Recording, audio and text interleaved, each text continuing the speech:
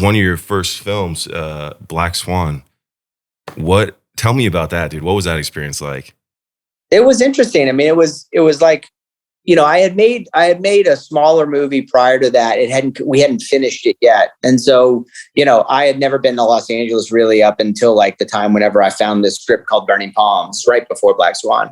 And so while we were shooting Burning Palms, I made every mistake in the book. You know what I'm saying? Like I found the script in the back of someone's car while I was like pitching people to cater movie sets in Los Angeles with like fake business cards and stuff. And then whenever we started Cross Creek Pictures, Black Swan was the first script that we got in from Rogue Sutherland, our agent at CAA. And I remember reading it. I think I was in like Mississippi at our hunting camp or something like that. And it was like, I was like, what in the hell is this? This is insane. And I still remember I was on a rocking chair in the front. And then I'd gotten, like right after I'd finished it, I'd gotten a call from Darren Aronofsky, who was walking into WCW wrestling match or something like that, who had just come off of The Wrestler, the movie, with Mickey Rourke. Great film. Walking into WrestleMania. I don't have much time. We need Cross Creek to come in. The movie's about to shut down. I didn't, that they were like a week away from shutting the production down because the finance fell out that they had. And so what we did was we came in, we saved the production. I brought in Fox Searchlight and we made the movie for them. But yeah, I mean, they were probably like 4 or 5 days from actually shutting down and like everyone going home. And like Natalie had worked, for months on the ballet stuff. Wow. Yeah, I can't even imagine how, dedicated she was to that because of how much work you have to put in. It's like, it's no joke when you really want to portray something and make it realistic. And someone who's as great as she is, like that would be a bummer, dude. You saved the day, man, and got rewarded for it, right? Yeah, I mean, it's funny. I mean, everyone in town had passed on that script. I mean, like that was like, we got that script because everyone else had gotten it in town and they had passed on it. You know what I'm saying? That's happened to me probably 3 or 4 different times in my career where it's like you get the bottom of the barrel script because there's nothing else available. Either the streamers have all taken it or, these days the streamers pick it up or like, the studios take it.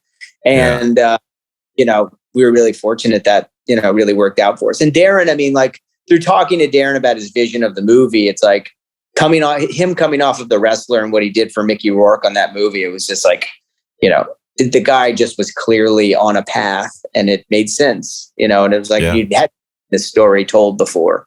So I think like today you see a lot of stories told over and over and over again. And so something fresh.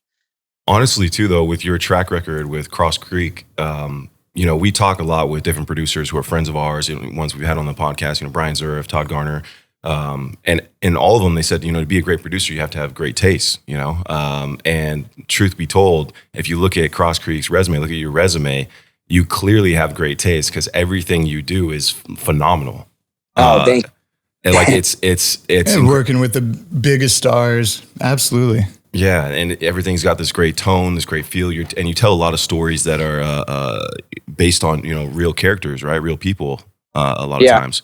Yeah, I mean, it's at the end of the day, it's like the search for authenticity / like relatability. I think like that's what I've at least done. Look, no one has the secret key to like what movies are going to work, which ones aren't going to work. I mean, some of my most successful movies, people thought I was stupid. Like Black Swan, people, we didn't know anyone to tell us we were stupid, but if we did, they would have told us we were stupid. Just most recently, like Chicago 7, I mean, they were trying to get that movie made with Spielberg when I was in high school, So whenever we got into it and we were kind of going through the motions with Aaron Sorkin on it, the same situation, everyone in town had passed on it. And I somehow got Paramount to give us a rent-a-system deal and we made it. And I remember I got calls from everyone like, what are you doing? You're burning money. No one's ever going to see this movie. And frankly, it was like for worse, the stars and the moon aligned on Chicago 7, where it was like all that George Floyd stuff kind of caught up. And it was like, it was a very, very relevant movie. And so we couldn't release it in theaters. And so we had to go to Netflix. So Netflix ended up, buying the movie. But like, at the end of the day, it's like all you could really do is, there's no secret formula or anything, in my opinion. I just think it's like, just find authenticity.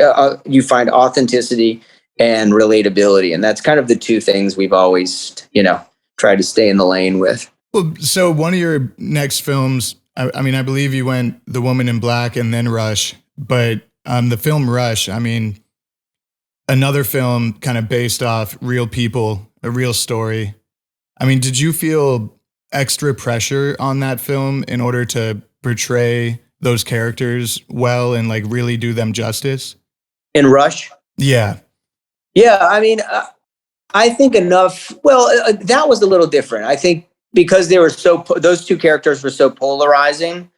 I think if they were, I think because they were so polarizing, it was tough to miss on that. So I think, like, more importantly, you know, of the authenticism or the authentic characters it was the racing, because you know that both of those characters, all they really gave a shit about at the end of the day was the racing. You know, James Hunt was a ladies' man, and Niki Lauda, all he cared about was the chemistry of racing. You know, and so I think, like, you know, and that one was different than like Black Mass, for example, with like Whitey Bulger. You know what I'm saying? Like, that's a character piece. You know, where Rush was more of like, how do we get the racing so authentic that people can't tell the difference? And I think Ron Howard did that. We spent tons and tons of weeks, and Canon actually developed a new camera so that we could actually get some of these really amazing scenes that we ended up getting at the Nuremberg in Germany.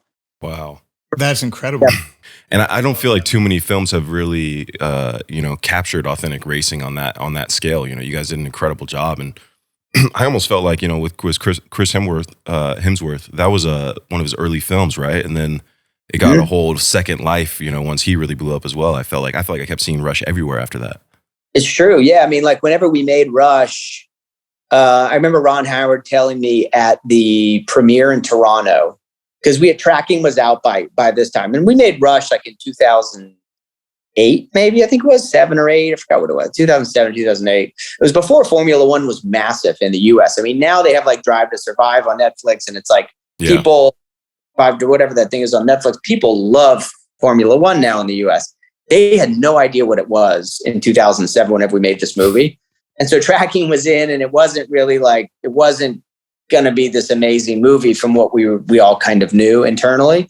And Ron Howard's literally, he told me in Toronto, he said, you're going to be sitting at dinner with someone and they're going to say, God, Rush was my favorite movie. I watched it with my wife for the first time the other night, and you're going to want to punch him in the face because they didn't go to the theater to watch it in, the way it should be watched. Oh, and, man. Like, it's like, at the end of the day, if you made that movie today, we would have made money on it. It would have been successful. Yeah. But, you know, back then it wasn't so successful. Thank you for watching. Don't forget to drop a like if you enjoyed the video. And subscribe and hit the bell for a whole lot more to come. Thanks for tuning in to Studio 22.